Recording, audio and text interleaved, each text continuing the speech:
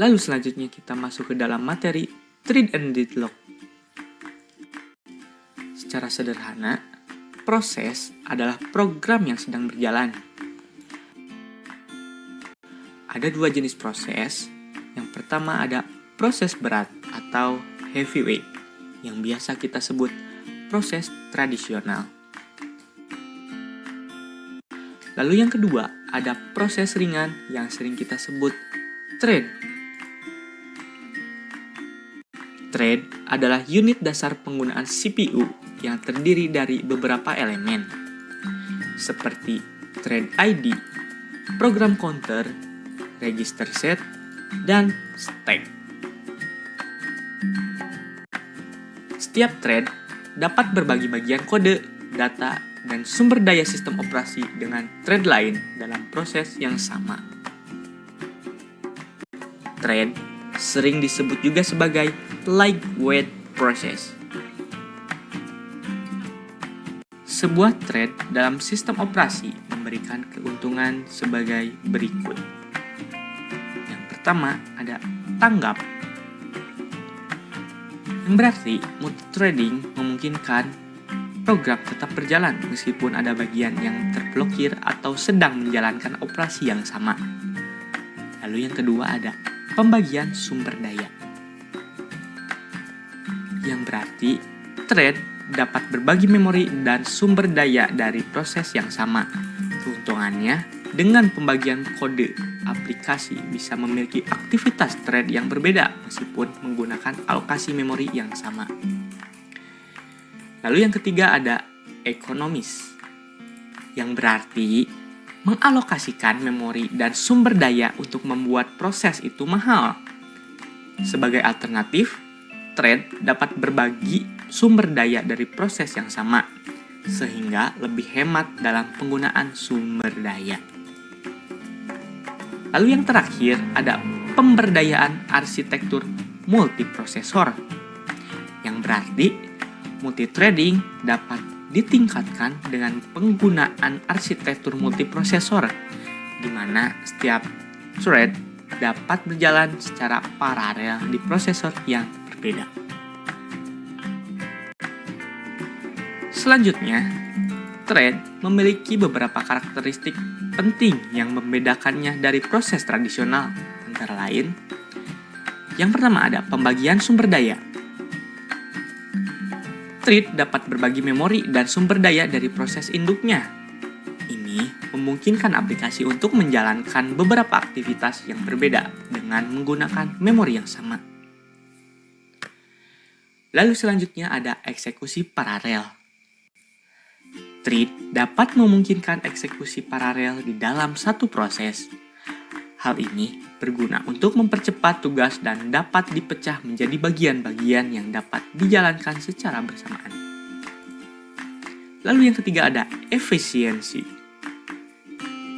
Thread lebih ringan dibandingkan proses karena thread terbagi sumber daya proses induknya. Pembuatan, pengelolaan, dan penghancuran thread memerlukan lebih sedikit waktu dan memori dibandingkan proses. Dan selanjutnya ada respon lebih cepat. Multithreading memungkinkan program tetap responsif walaupun ada bagian yang sedang melakukan operasi yang panjang. Sebagai contoh, dalam aplikasi web, pengguna tetap bisa berinteraksi dengan satu bagian aplikasi saat bagian lain sedang memproses data. Lalu selanjutnya ada ekonomis. Karena thread terbagi menjadi sumber daya dari proses induknya, penggunaan thread lebih ekonomis dibandingkan membuat proses baru yang membutuhkan lebih banyak memori dan sumber daya. Lalu yang terakhir ada pemberdayaan arsitektur multiprosesor. Dalam sistem multiprosesor, thread dapat dieksekusi secara paralel dan prosesor yang berbeda, sehingga meningkatkan kinerja dan efisiensi aplikasi. Selanjutnya, kita akan membahas manajemen thread. Manajemen thread meliputi proses-proses yang mengatur bagaimana thread diciptakan, dijalankan, dan berkomunikasi satu sama lain. Berikut adalah penjelasan dari setiap aspek manajemen thread. Nomor 1. Pembuatan thread. Pembuatan thread adalah proses di mana thread baru dibuat di dalam suatu program. Thread ini dapat diciptakan oleh program utama atau oleh thread lain yang sudah ada. Proses pembuatan thread biasanya lebih cepat dan lebih hemat memori dibandingkan dengan membuat proses baru. Karena thread berbagi sumber daya dengan proses induk. Nomor 2. Penjadwalan thread. Penjadwalan thread adalah proses yang menentukan urutan eksekusi dari thread-thread yang ada. Sistem operasi menggunakan algoritma penjadwalan untuk memutuskan thread yang mana yang akan dijalankan terlebih dahulu, kapan sebuah thread dijeda, dan kapan thread lainnya diberi giliran. Penjadwalan ini sangat penting untuk memastikan bahwa thread-thread dapat dijalankan secara efisien dan adil, terutama ketika banyak thread bersaing untuk mendapatkan CPU. Nomor 3. Sinkronisasi thread. Sinkronisasi thread adalah mekanisme yang digunakan untuk mengatur interaksi antara thread-thread yang berjalan agar mereka dapat berbagi sumber daya secara aman dan teratur. Karena thread dapat berjalan secara paralel, sinkronisasi diperlukan untuk mencegah kondisi rest atau dua lebih thread mencoba mengakses data atau sumber daya yang sama secara bersamaan, yang dapat menyebabkan data menjadi tidak konsisten. Teknik sinkronisasi seperti mutek, Smapforce, dan monitor digunakan untuk menghindari masalah ini dan menjaga agar operasi antar thread tetap terkoordinasi. Oke, baik. Setelah kita mempelajari materi thread, selanjutnya kita akan mempelajari juga deadlock. Deadlock adalah kondisi di mana dua atau lebih proses saling menunggu satu sama lain untuk melepaskan sumber daya yang dibutuhkan, sehingga tidak ada proses yang bisa lanjut. Deadlock ini masalah penting dalam manajemen sumber daya di sistem operasi karena bisa bikin sistem jadi lambat atau bahkan gagal. Deadlock ini terjadi jika 4 kondisi berikut memenuhi secara bersamaan dalam sistem. Yang pertama ada mutual exclusion atau eksklusi saling menjaga. Hanya satu proses yang bisa menggunakan sumber daya tertentu pada satu waktu. Jika ada proses lain yang mencoba mengakses sumber daya yang sama, proses tersebut harus menunggu. Lalu yang kedua ada hold and wait, menahan atau menunggu. Proses yang sedang memegang setidaknya satu sumber daya bisa meminta sumber daya tambahan yang sedang dipegang oleh proses lain, sehingga harus menunggu.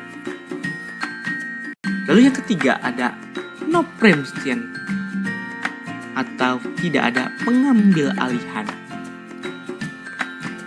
Sumber daya yang sudah dialokasikan ke proses tidak bisa diambil secara paksa oleh proses lain atau oleh sistem operasi. Proses harus melepaskan sumber daya tersebut secara sukarela. Lalu yang terakhir ada circular wait atau menunggu secara melingkar. Terjadi rantai proses yang menunggu satu sama lain secara melingkar. Misalnya, proses pertama menunggu sumber daya yang dipegang oleh proses kedua. Proses kedua menunggu sumber daya yang dipegang oleh proses ketiga. Dan seterusnya, hingga proses terakhir menunggu sumber daya yang dipegang oleh proses pertama. Keempat kondisi ini harus terjadi bersamaan agar deadlock bisa terjadi dalam sistem. Jika salah satu kondisi ini dihilangkan, deadlock tidak akan terjadi. Selanjutnya kita masuk ke dalam metode penanganan deadlock. Yang pertama ada pencegahan deadlock. Pencegahan deadlock adalah cara untuk menghindari kondisi di mana proses tidak bisa melanjutkan eksekusi karena saling menunggu sumber daya.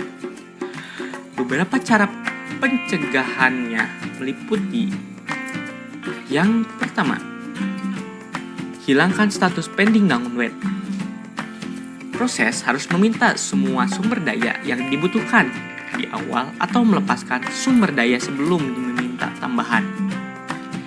Lalu yang kedua, ada pengaturan sumber daya.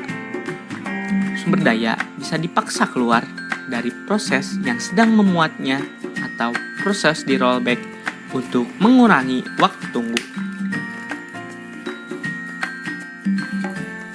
Yang ketiga, pencegahan menunggu melingkar. Menetapkan urutan linier untuk penggunaan sumber daya untuk menghindari siklus tunggu. Yang terakhir ada algoritma Banker. Mengevaluasi permintaan sumber daya berdasarkan jumlah maksimum yang dibutuhkan untuk memastikan kondisi tetap aman. Nah, dari 4 langkah pencegahan tersebut, pendekatan ini membutuhkan strategi yang hati-hati untuk memastikan sistem tetap efisien dan bebas dari deadlock. Lalu setelah pencegahan deadlock, ada penghindaran deadlock. Penghindaran deadlock adalah metode yang digunakan untuk memastikan bahwa sistem tidak akan pernah berada dalam kondisi deadlock. Ini melibatkan pengaturan alokasi sumber daya dan penjadwalan proses agar tidak memungkinkan terjadinya kebuntuan. Ada beberapa cara penghindaran deadlock. Di antaranya, yang pertama, algoritma Bankir. Sistem mengevaluasi setiap permintaan sumber daya dengan mempertimbangkan jumlah maksimum yang mungkin dibutuhkan oleh proses. Hanya jika permintaan tersebut tidak menyebabkan sistem berada pada dalam keadaan tidak aman, maka permintaan tersebut akan dipenuhi. Lalu ada menyusun prioritas. Mengatur prioritas untuk proses yang mengakses sumber daya. Proses dengan prioritas lebih tinggi dapat mendapatkan sumber daya terlebih dahulu, sehingga mengurangi kemungkinan terjadinya deadlock. Lalu yang terakhir, ada sumber daya yang dapat dibagi. Mengkonversi beberapa sumber daya menjadi sumber daya yang dapat dibagi, sehingga beberapa proses bisa mengaksesnya secara bersamaan tanpa menunggu satu sama lain. Setelah penghindaran deadlock, yang terakhir ada deteksi dan pemulihan deadlock. Deteksi pemulihan deadlock adalah pendekatan yang melibatkan pengidentifikasian kondisi deadlock yang sudah terjadi dan kemudian mengambil langkah-langkah untuk mengembalikan sistem ke dalam normal. Proses ini mencakup yang pertama ada deteksi deadlock. Lalu yang kedua ada pemulihan deadlock. Yang ketiga ada terminating proses. Yang keempat ada mengurangi prioritas proses. Lalu yang terakhir ada rollback.